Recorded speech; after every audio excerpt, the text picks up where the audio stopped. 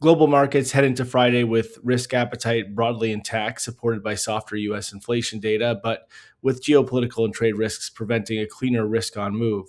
July U.S. producer prices were unchanged on the month, reinforcing the earlier moderation in consumer inflation and pushing back against expectations for another near term Federal Reserve rate increase.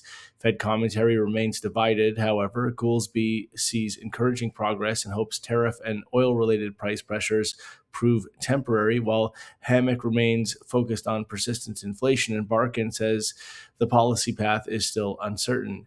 U.S. equities continue to benefit from the lower treasury yields and enthusiasm around technology and AI. The S&P 500 closed at a fresh record, with U.S. equity futures now broadly steady heading into Friday. The market continues to favor growth and technology exposure, although the rally's increasingly elevated valuation and concentration leave it sensitive to any upside surprise if in inflation or rates. In FX, the dollar is softer overall as markets reduce Fed tightening expectations.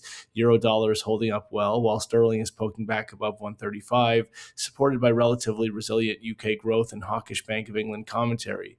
The yen has recovered modestly after former currency diplomat Furusawa warned that Japan-US intervention could occur at any level. The Australian dollar remains steady, caught between the RBA's hawkish bias and concerns that previous tightening is already slowing domestic demand.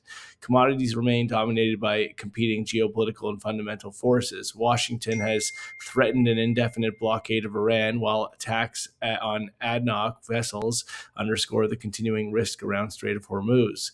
The main event risk for Friday is U.S. retail sales, followed by consumer sentiment. Strong consumption data would challenge the market's more dovish Fed repricing, while a softer report would reinforce the current combination of lower yields, a weaker dollar, and support for equities. That's all for now.